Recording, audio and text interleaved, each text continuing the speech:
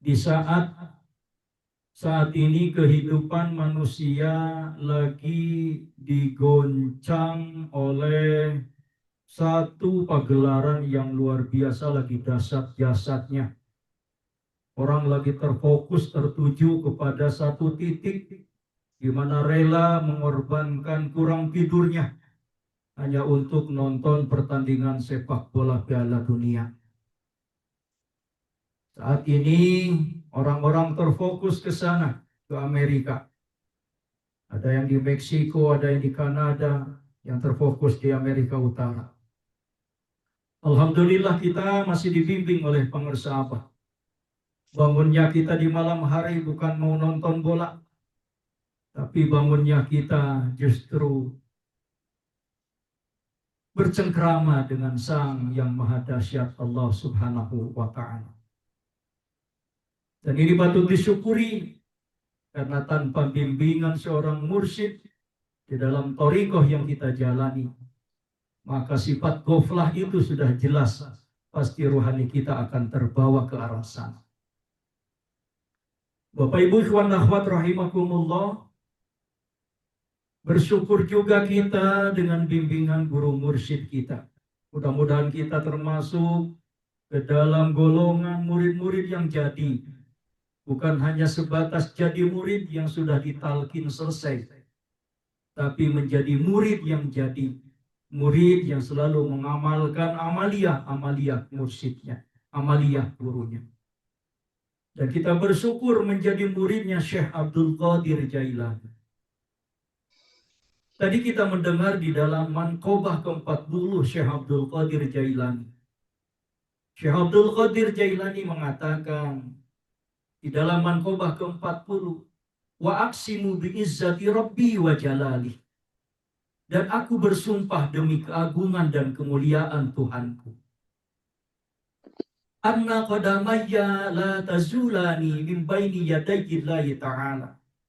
Kata Syekh Abdul Qadir, kedua kakiku tidak akan bergeser di hadapan Allah Ta'ala hatta yasmural hukmu bi anni ana wa muridihi qad dakhalnal jannata, hingga keluar keputusan bahwa aku dan murid-muridku telah masuk surga. Wa bi'izzati rabbi wa jalali, demi keagungan dan kemuliaan Tuhanku, inni yaumal qiyamati la'akifanna, sungguh pada hari kiamat, kata Syekh Abdul Qadir akan berdiri ala babi jahannam, di pintu jahannam.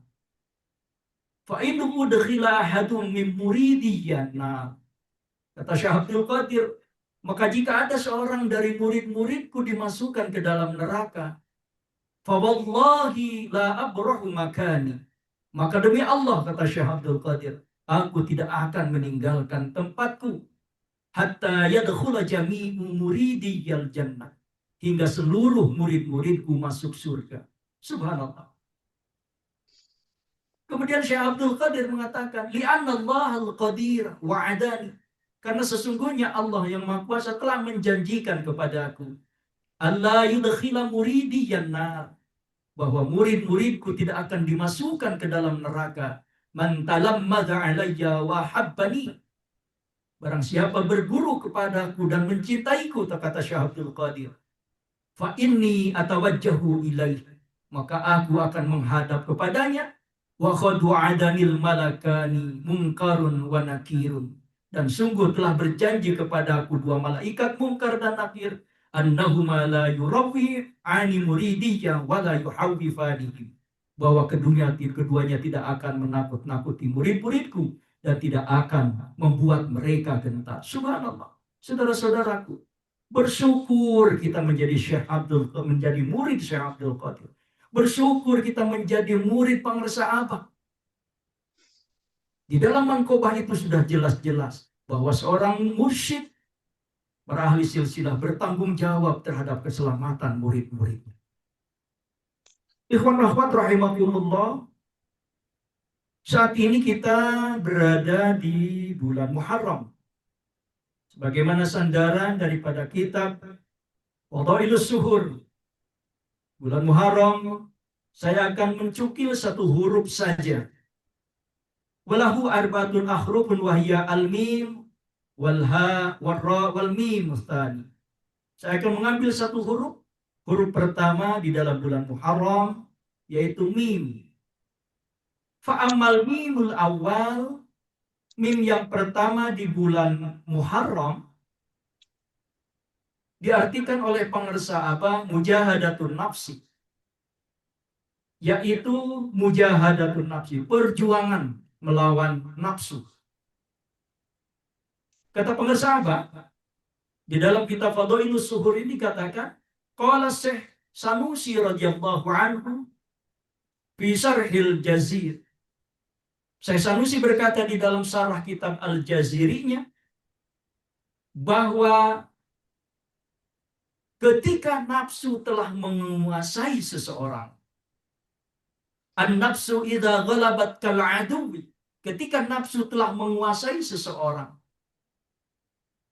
fa idza faja'at tajaba mujahadatuha, ketika ia tiba-tiba menjergap maka wajib untuk melawannya, kemudian meminta bantuan untuk mengalahkannya, meskipun seumpama harus berselisih paham dengan kedua orang tuanya, sebagaimana apabila musuh telah menampakkan diri.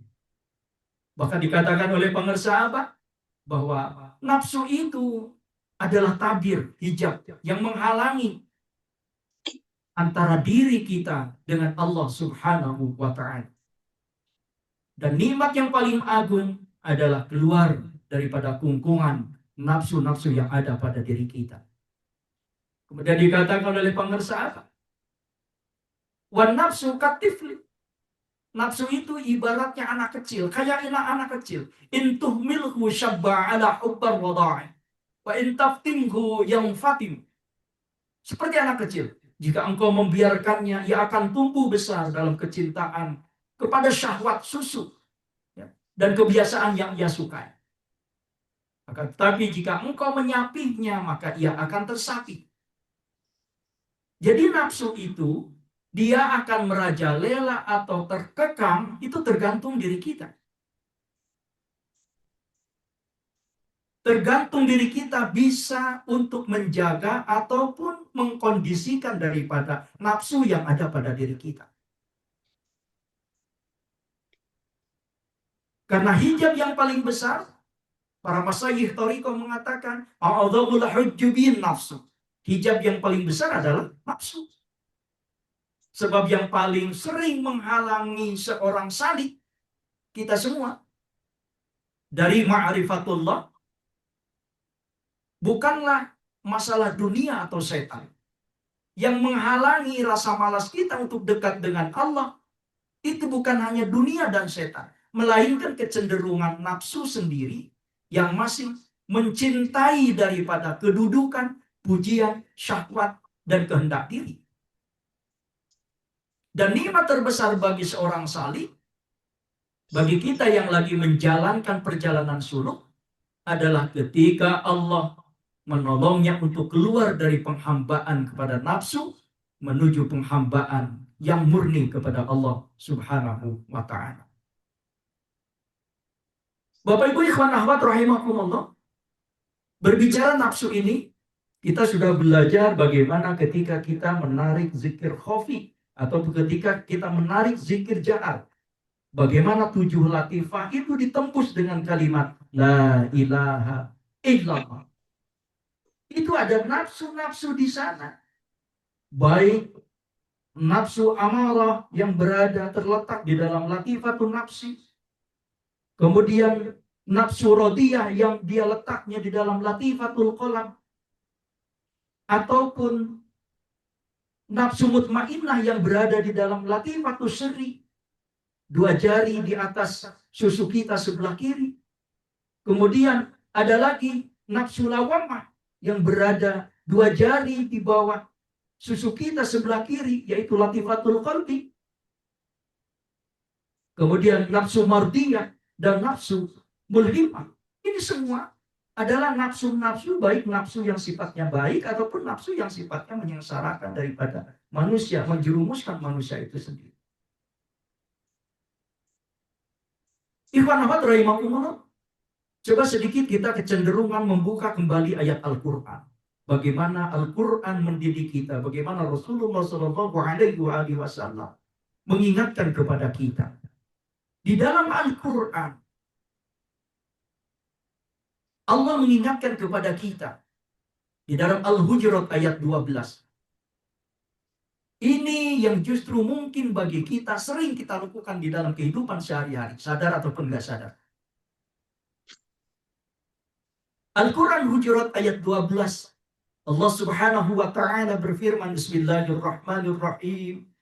Ya ayyuhalladzina amanu jtanibu katsiran minadh-dhanni inna ba'dadh-dhanni itsmun wa la tajassasu wa la yattab ba'dukum ba'dha ayuhibbu ahadukum ay ya'kula lahman akhihi maitan fakarihtumuhu wattaqullaha innallaha tawwabur rahim. Wahai orang yang beriman, kata Allah, jauhilah banyak dari prasangka. Karena sesungguhnya sebagai prasangka itu dosa. Janganlah kamu mencari-cari kesalahan orang lain. Dan janganlah sebagian kamu menggunjing sebagian yang lain. Apakah ada di antara kamu yang suka memakan daging saudaranya yang sudah mati, kata Allah. Tentu kamu merasa jijik. Artinya apa? Al-Hujurat ayat 12 mengingatkan kepada kita. Allah mengingatkan kepada kita.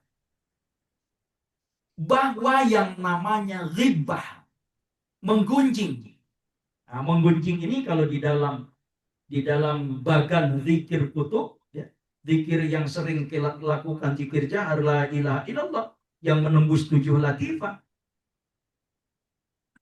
Menggunjing atau ghibah ini dia terletak posisinya berada di dalam latifatul qalbi. Disitulah nafsu lawamah bersemayam. Menggunjing, ria,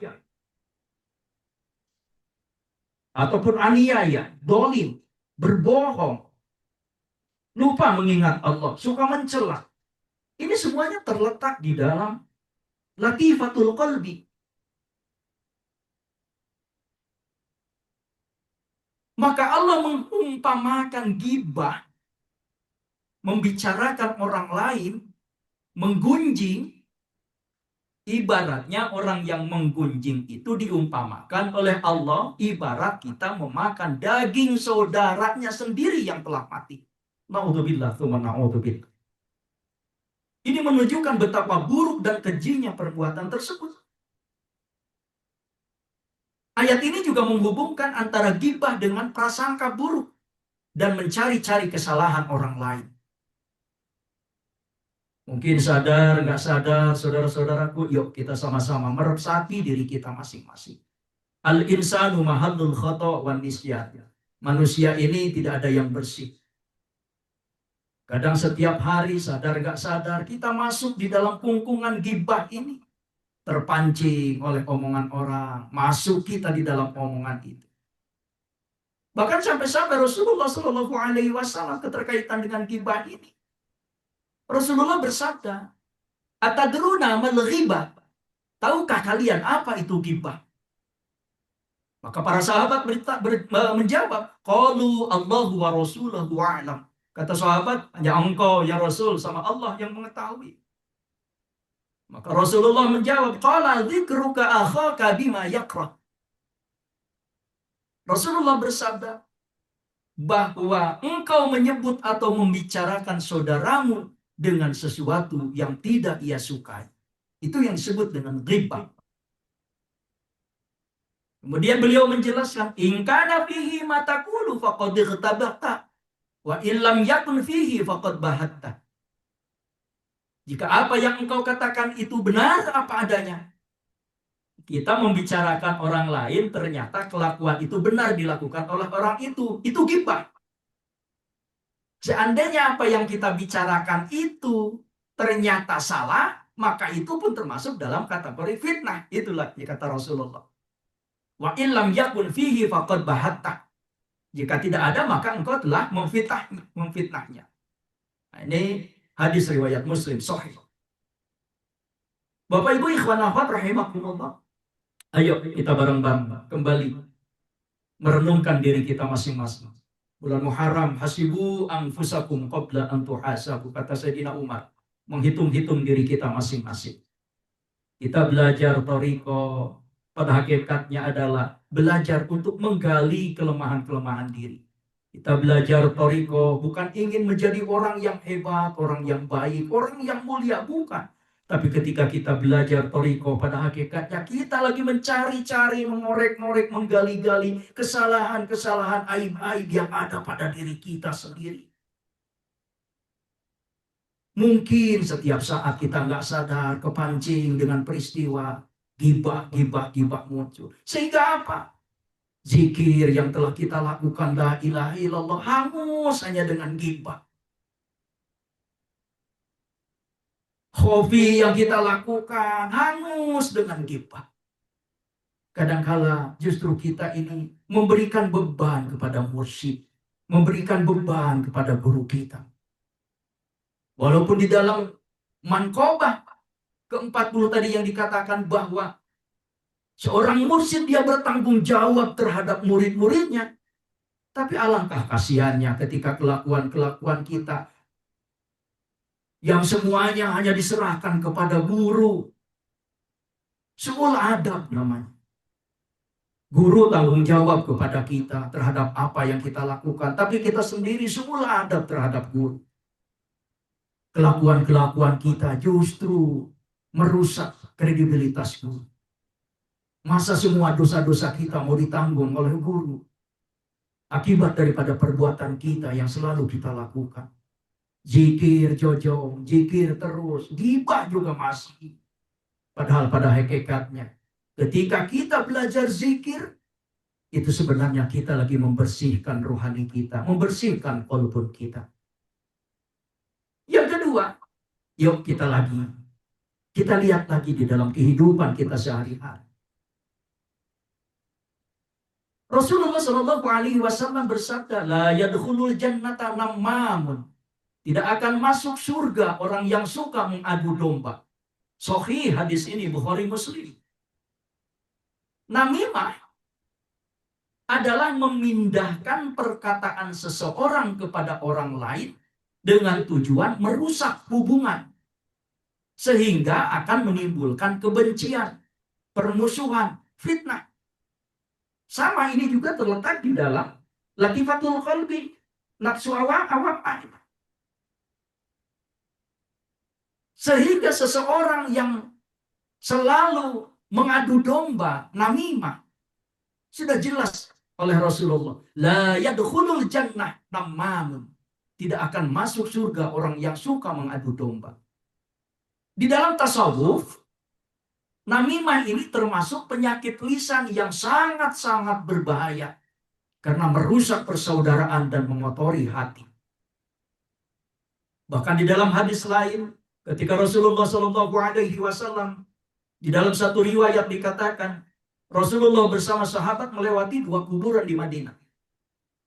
Lalu Allah memperlihatkan kepada Rasulullah, kepada para sahabat, keadaan kedua penghuni kubur tersebut. Sehingga beliau mengetahui bahwa keduanya sedang diazab oleh Allah di alam barzakh. Sehingga Rasulullah bersabda kepada sahabat, innahuma la yu'adzabani wa ma yu'adzabani fi kabir. Sesungguhnya kedua penghuni kubur ini, kata Rasulullah, ini sedang diazab ini. Keduanya diazab bukan karena perkara yang dianggap besar oleh manusia.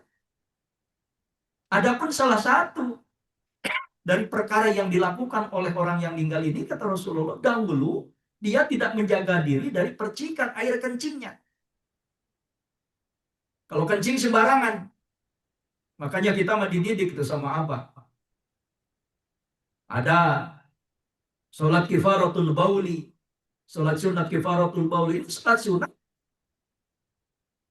yang orang tidak tahu kebiasaan-kebiasaan yang kita lakukan, kencing sembarangan gitu ya. Apalagi mohon maaf itu kalau yang sering bawa-bawa mobil gitu, yang nggak bawa sarung, nggak bawa gantian, kencing sembarangan di pinggir kendaraan ataupun di kebun tanpa dicuci. Nah, ini lebih parah lagi. Orang yang kencing aja merasa bahwa ini tidak mempercik ke celana kita. Padahal percikan itu halus sekali. Sehingga di dalam thariqah kegiatan-kegiatan yang kita lakukan itu dibersihkan amalia-amalia yang kotor itu. Kencing sembarangan dengan sholat sunat, ifaratul bauli, menjaga diri dari percikan air kencing. Kemudian sedangkan yang lain kata Rasulullah, dahulu itu berjalan menyebarkan namimah, adu domba, sehingga di dalam kubur diajak. Nah ini hadis ini sahih juga. Ya, sanadnya sahih, kemudian perawinya juga sahih, hadis riwayat Bukhari Muslim. Jadi hadis ini menunjukkan bahwa namimah atau dikatakan dalam bahasa kita mengadu domba, ini adalah termasuk sebab seseorang diazab di alam kubur. Kemudian kegiatan yang ketiga, Bapak Ibu, ikhwan akhwat rahimakumullah. Ayo, mudah-mudahan dengan mengingat ini semakin berkurang, semakin bersih amalia-amalia kita. Yang ketiga yang diingatkan oleh Allah di dalam Al-Quran surat Al-Hujurat ayat 6. Bismillahirrahmanirrahim. Ya ayyuhalladzina amanu in ja'akum fasikum binaba'in fatabayyanu an tusibu qauman bijahalatin fatusbihu ala ma fa'altum nadimin. Wahai orang yang beriman, jika datang kepadamu seorang fasik membawa suatu berita, maka telitilah, tabayun, terkait dengan kebenarannya, agar kamu tidak mencelakakan suatu kaum karena kebodohan yang akhirnya kamu menyesali perbuatan itu. Apa pengertian ayat ini? Ayat ini, Bapak Ibu ikhwan akhwat rahimakumullah, menjelaskan menjadi dasar besar dalam syariat Islam bahwa setiap berita-berita ataupun laporan-laporan, tuduhan-tuduhan orang lain, ataupun aduan orang lain yang tidak bertanggung jawab, harus diperiksa terlebih dahulu. Ibarat ada bahasa kita, lidah tak bertulang, kita nitip duit jadi berkurang, nitip omongan jadi nambah. Nah ini penjelasan Quran jelas sekali. Tidak boleh langsung kita percaya terhadap omongan orang yang berbicara. Apalagi menjatuhkan hukumannya hanya berdasarkan cerita satu pihak. Orang lain cerita, wah kita setuju, kita yakin dengan omongan itu nggak boleh. Kita harus meneliti dulu. Karena di dalam prinsip ayat Quran ini yang diajarkan ini adalah kita harus mendengar kedua belah pihak. Meminta bukti. Kalau ada buktinya, saksinya. Sehingga tidak tergesa-gesa memvonis. Ataupun menghindari daripada prasangka-prasangka buruk. Bahkan dikatakan oleh Rasulullah dalam sabda, Iyyakum wa dhanna fa inna dhanna akdzabul hadits. Jauhi prasangka-prasangka. Karena prasangka adalah dusta-dusta perkataan. Bapak Ibu, ikhwan akhwan rahimakumullah. Banyak ghibah, fitnah dan permusuhan bermula dari prasangka yang tidak diperiksa kebenarannya. Oleh sebab itu seorang mukmin diperintahkan untuk husnuzon, baik sangka. Tabayun, ketika ada masalah selesaikan dengan baik. Tidak dengan nafsu. Adil sebelum mengambil kesimpulan. Nah bagi kita, para penempuh jalan kesucian jiwa, di dalam kehidupan sehari-hari, di dalam pandangan tasawuf ataupun pandangan thariqah, mujahadatun nafsi ini adalah perjuangan yang sungguh-sungguh untuk menundukkan hawa nafsu. Bukan mematikan hawa nafsu, tapi menundukkan agar tunduk kepada perintah Allah. Bagi seorang salik, bagi kita semua yang lagi menjalani suluk di dalam thariqah, jalan terbaik adalah mendidik nafsu secara bertahap. Sekali lagi, mendidik nafsu secara bertahap di bawah bimbingan syariat dan mursyid. Karena landasannya jelas. Kata pengarsahabat di dalam kitab Fadhailus Suhur, jelaskan di dalam Al-Quran Al-Ankabut 69. Walladzina jahadu fina lanahdiyannahum subulana. Orang-orang yang bersungguh-sungguh di jalan Allah, pasti akan kami tunjukkan kepada mereka jalan-jalan kami. Nah lalu apa langkah-langkah yang harus ditempuh oleh kita di dalam menjalani suluk, di dalam menjalani proses seorang salik di dalam mujahadah ini? Yang pertama, Langkah-langkah yang harus ditempuh oleh kita di dalam belajar menjalani toriko ini adalah, dalam menjalani mujahadah ini adalah taubat yang terus-menerus. Tidak ada manusia yang terlepas daripada dosa. Hanya Rasulullah yang dibimbing daripada dosa itu karena wahyu. Jadi awali perjalanannya dengan taubatan nasuha, bukan taubat sambal. Kalau taubat sambal sudah pedas, makan lagi, makan lagi, makan lagi sampai habis sambal itu walaupun pedas. Nah, ketika berbicara taubat-taubat nasuha ini taubat yang nyesel-nyesel betul sehingga perlakuan yang kita lakukan, yang sudah kita lakukan itu tidak terulang kembali. Menyesali dosa-dosa kita. Justru dengan adanya dosa yang kita lakukan di dalam berzikir ini kita semakin nikmat. Tetesan air mata mengalir karena mengingat bagaimana dosa-dosa yang kita lakukan. Kemudian kita meninggalkan maksiat dan bertekad tidak mengulangi lagi perbuatan itu. Nah, ini apa yang saya ucapkan ini kembali kepada diri saya. Mohon maaf, bukan nyinggung, bukan apa, bukan. Tapi pada hakikatnya kata pengersa apa? Karena filosofi kuping diciptakan ke depan bahwa apa yang saya ucapkan pada hakikatnya adalah membicarakan diri saya. Jadi nggak ada yang sifatnya menyinggung-menyinggung.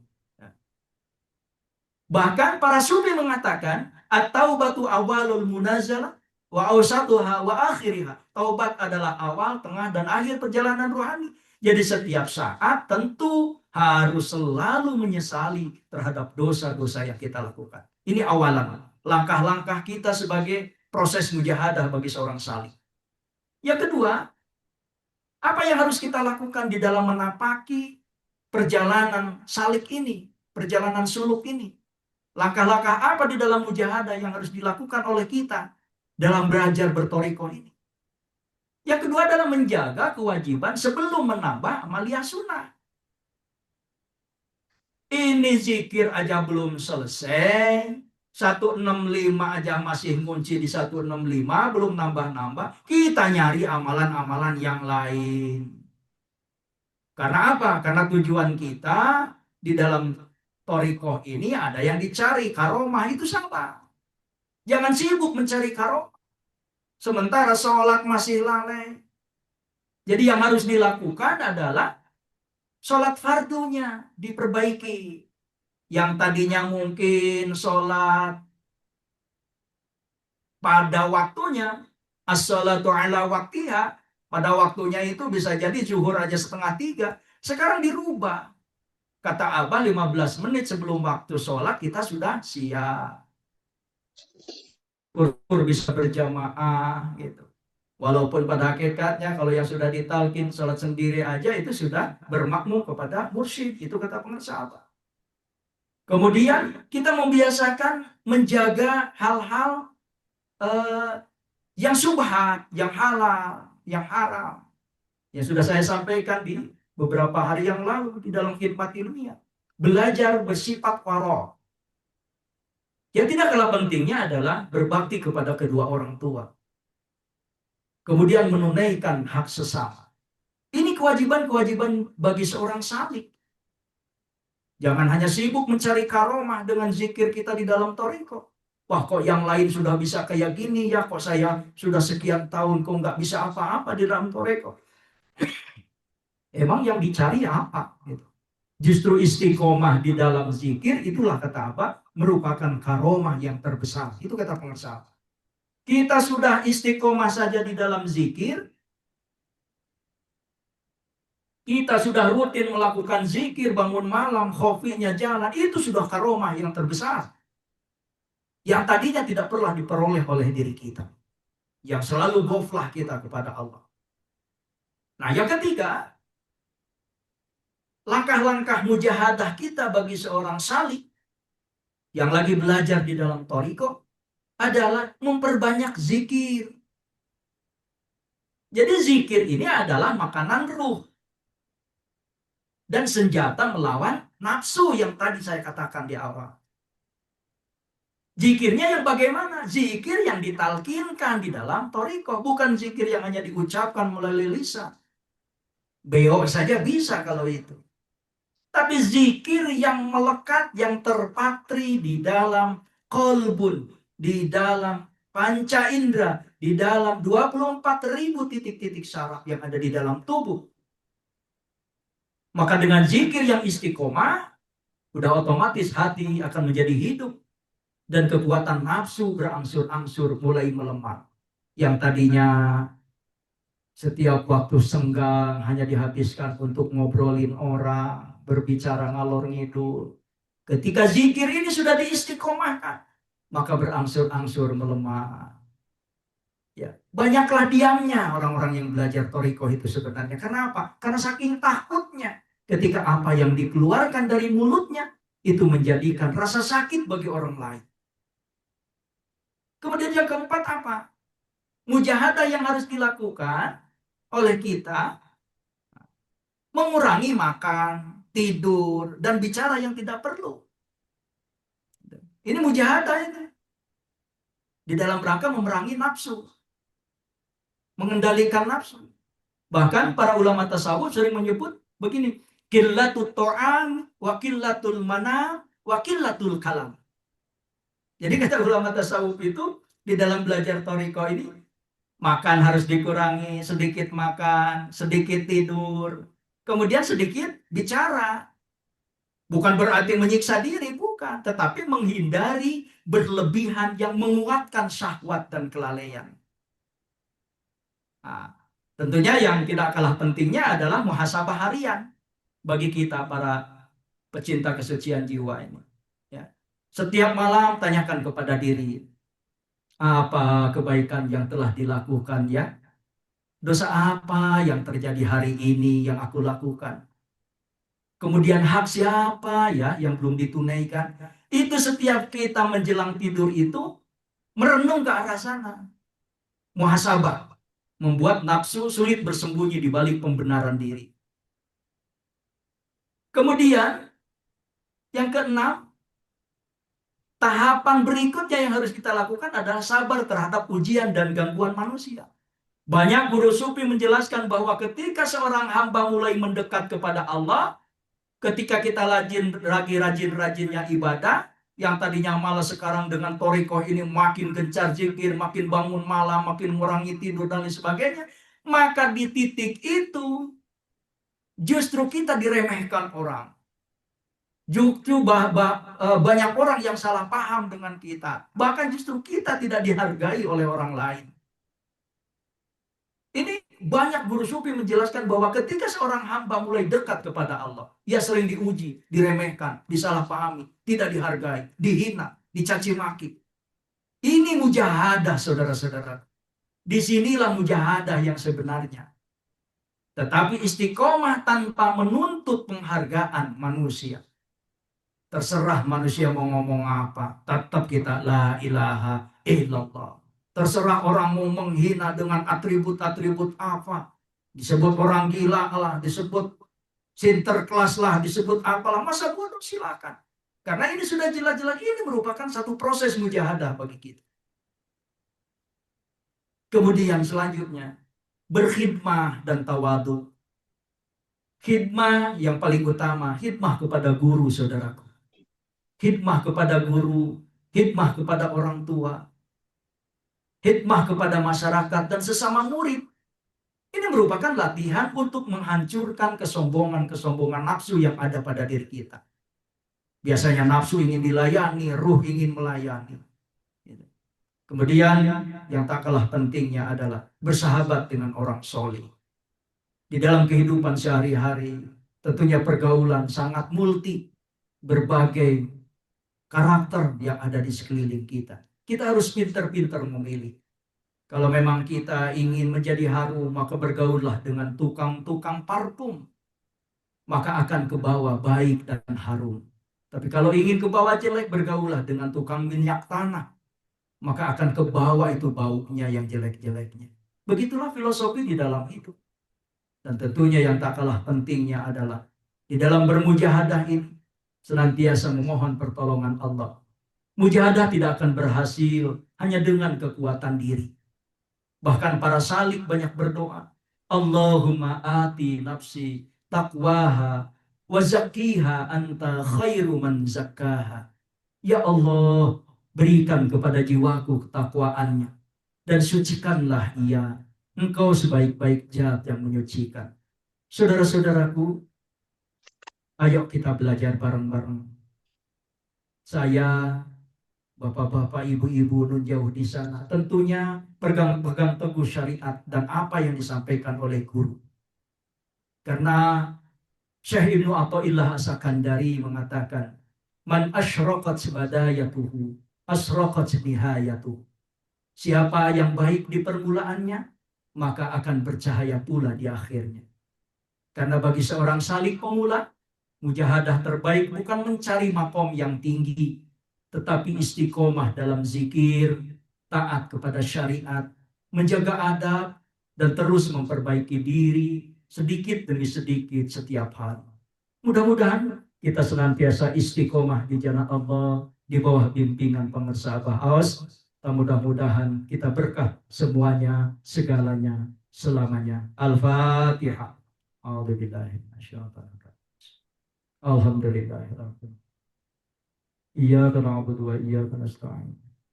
Shiratal ladzina an'amta 'alaihim ghairil maghdubi. Demikian, mohon maaf kepada hadirin, mohon ampun kepada Allah Subhanahu wa taala. Wallahul muwaffiq ila aqwamit thoriq. Assalamualaikum warahmatullahi wabarakatuh.